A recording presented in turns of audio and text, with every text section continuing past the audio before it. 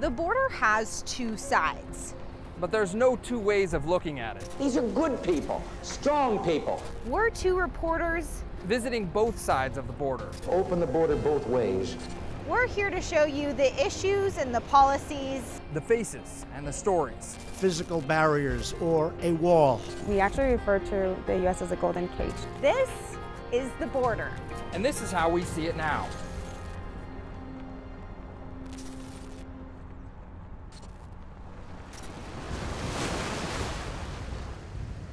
Good afternoon and welcome. Talking over the sound of crashing waves at Friendship Park, Pastor John Fanistill preaches a sermon into his iPhone.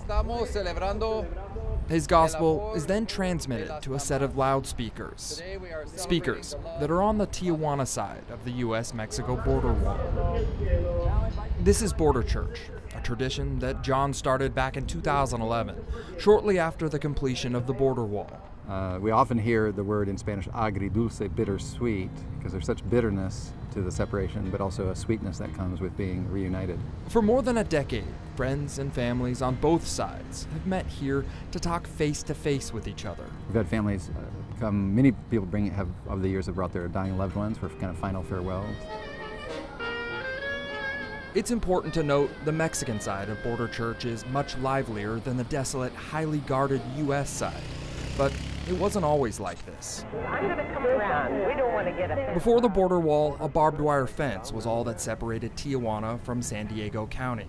But in 1971, Republican First Lady Pat Nixon had a portion of that fence cut down so she could dedicate the grand opening of Borderfield State Park and Friendship Park, a neutral area that would allow people to meet freely with one another for more than 30 years. The federal government took the land from the state of California by eminent domain in 2006. Since then, Pastor Fanistill says the U.S. government has progressively limited access to Friendship Park, first by adding mesh fencing, then building a secondary wall with a small viewing area, and finally limiting the number of people who could go inside the viewing area.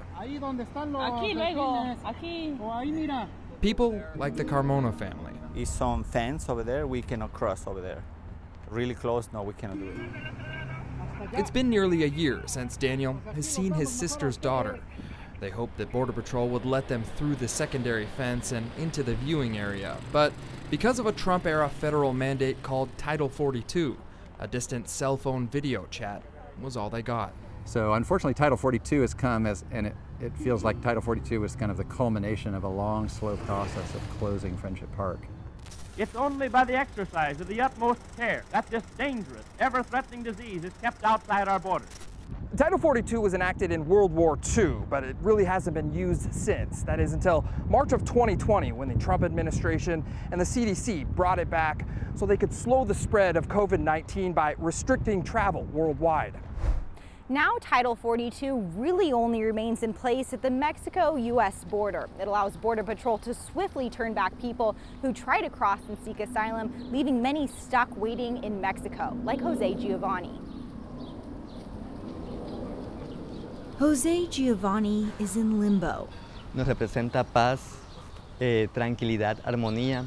Spending his days waiting at a Tijuana shelter specifically for the LGBTQIA+ community. Soy un chico, pero ahora, hoy por hoy, me siento como una mujer transgénero, la cual ha pasado por un proceso muy duro. Living his truth in Guatemala resulted in him being raped and beaten. Estas cicatrices que tengo acá, tienen una historia muy profunda. Rejected by society as well as his own family. En donde yo recibí golpes de mi padre. He decided to leave home, embarking on a 22-day walk from Guatemala to the border. En esa trayectoria nosotros pasamos lo que es hambre, sed, humillaciones, golpes. He witnessed pain, death, and made 2 attempts to cross illegally, caught both times by Border Patrol, and because of Title 42, he was sent back immediately. Simplemente nos arrebataban nuestras cosas, nos echaban a la hielera y sobre todo nos tiraban para atrás de regreso, sin pedir una justificación ni nada por el estilo. His is just one of the stories we heard from those who escaped violence and death threats, running for their lives and landing here at this shelter. Combate, me pegaron, quedé inconsciente. O sea, nos fueron a buscar a la casa y nos iban a matar. War, violence, discrimination, drugs, and the cartel are reasons people fled, and now are waiting for months and years, hoping to get asylum in the U.S. But for those from Ukraine, it was just a 2-week wait. That was quite unusual. In fact, I've never heard it being done before. Shortly after Russia invaded Ukraine, an estimated 10,000 to 12,000 Ukrainians arrived on the doorstep of the United States. We arrived to Romania, from Madrid to Mexico City, and from Mexico City right here to Tijuana. Many chose Mexico because it doesn't require a visa, then made their way to the border, like these cousins, who plan on going to Sacramento once they cross. Every person in Ukraine is like dreaming to get to America. And those along the border did. And Ukrainians and actually Russians were being exempted from Title 42. They weren't being returned to Mexico, but it wasn't clear, frankly, what was happening to them. Then in April, the Biden administration extended the date of temporary protected status that was already granted to Ukrainians, something that surprised UC Davis law professor and immigration attorney Raquel Aldana, who has been following the border crisis closely. And that allowed the administration to grant TPS status to these 10,000, right, who were at the border, opening the door to the U.S. It seems really unfair, no matter who you are, to say Ukrainians are more deserving than Syrians, or Ukrainians are more deserving than Afghanistans. If you want to see the disparities in Title 42 and the U.S. refugee program, just talk to Jimmy Marcelin about the Haitians. Border Patrol, they were chasing them with their horse. Jimmy's a refugee coordinator with Safe Harbors Network, one of the largest refugee shelters in San Diego. He says the video of Texas Border Patrol's treatment towards Haitians that made headlines in 2021 is proof that not all cultures receive equal treatment. When Title 42 ends, will that discrimination you were talking about continue? Yes. Yes. While Ukrainians were welcomed over the border in a matter of weeks, Jimmy says Haitian refugees like Francina Francois had much longer waits.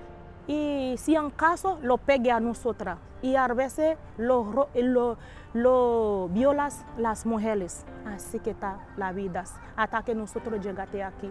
A humanitarian group helped Francina get asylum because her son needed surgery for an injury. Jimmy says without pro bono legal help and a lot of luck, she would still be in Mexico. If we're going to open our arms to open a different culture, we have to open our arms for everybody.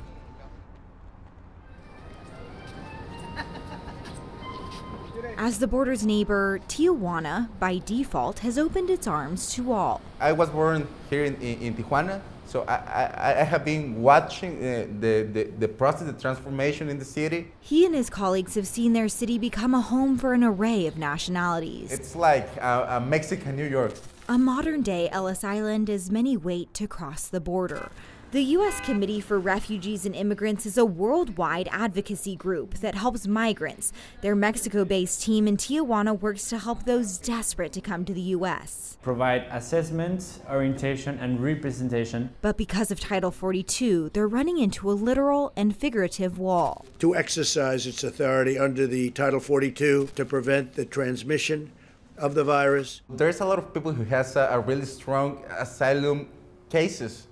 But for Title 42, we cannot help them. It's also a complicated process full of misinformation for even the experts who are trying to help. As a response of that, they decide to cross the border illegally, right? I mean, putting like a fence like this one, or like big or like strong walls, it doesn't prohibit people to continue crossing. Thank you, Mr. Chair, Mr. Vice Chair. Assemblymember Kevin Kiley disagrees. As far as infrastructure, do you think that a bigger wall could help the situation? Absolutely. I mean, we definitely need to secure the border in that way, among many others. The Republican Assembly member who represents sections of El Dorado, Placer, and Sacramento County believes our insecure border is creating long-lasting impacts to his constituents. The drugs come everywhere. You know, we've seen tragedies that have happened in this area. These problems are by no means contained to some radius. To him, Title 42 isn't just about COVID. It would affect a whole host of problems, you know, in terms of homelessness, in terms of crime. But about securing California's border. Title 42 has been the only thing that has been preventing the border situation from becoming absolutely untenable. When dogs bark in Jacumba Hot Springs, it's usually for a reason. There's still quite a bit of activity, and I will have people running right past my yard. From her front porch, retired school teacher Michelle Graves has an up-close view of the border fence and all its activities. There was one young girl, and they lowered her over the fence, and they told her in Spanish to run, run, run. Jacumba Hot Springs is a tiny desert retirement community, 45 miles from any major city. Border Patrol is the nearest law enforcement, and though Michelle has called them a few times, she says she doesn't feel unsafe. Migration is just part of life along the border. Building the fence higher did not keep them from coming over. And for many, that journey continues here in this boulder-filled mountain. Right now, I'm walking on the same path that many of these migrants take to get to a better life.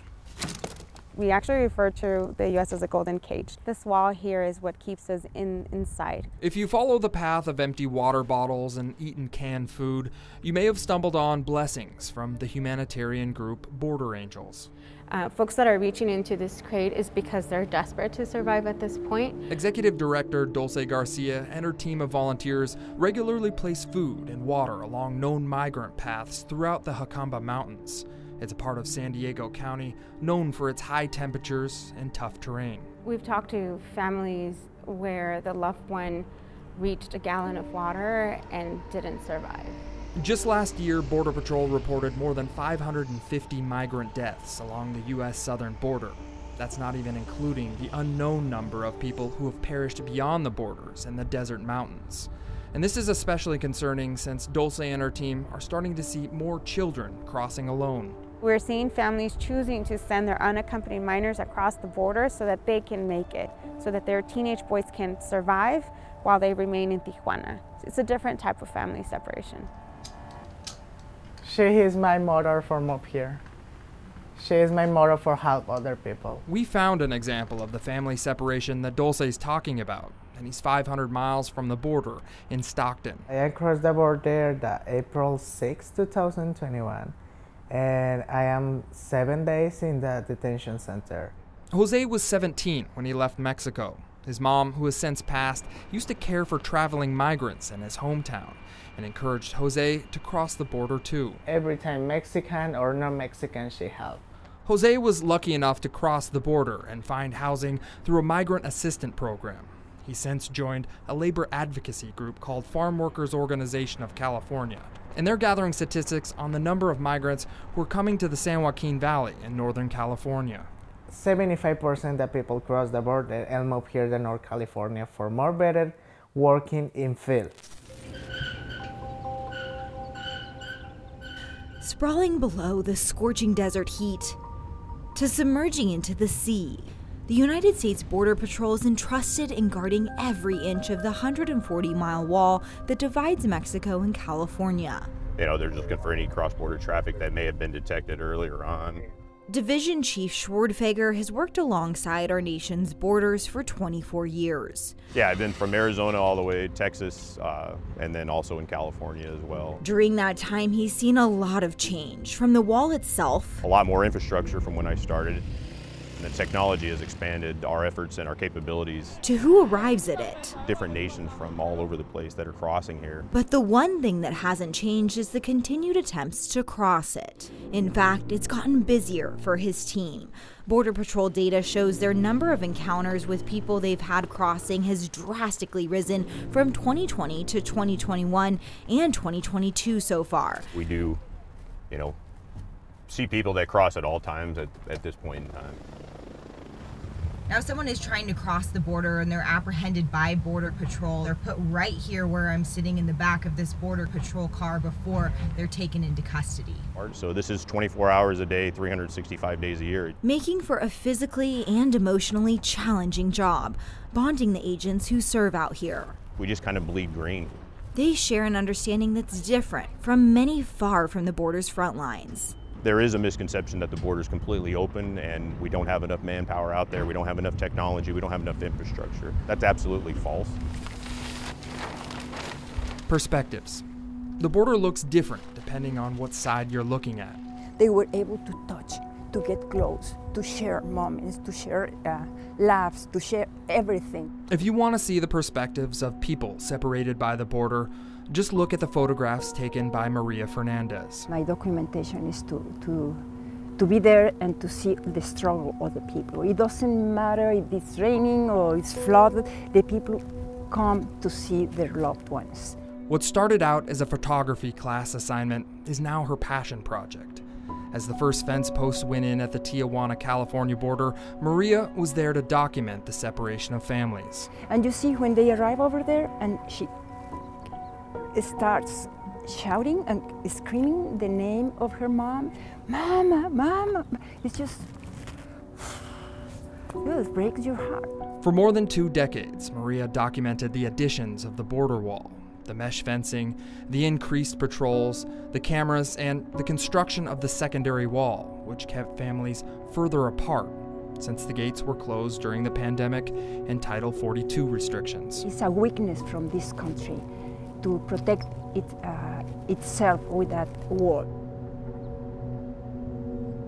With so many different perspectives about the border, it'll require all Americans to take a hard look at the issues on both sides.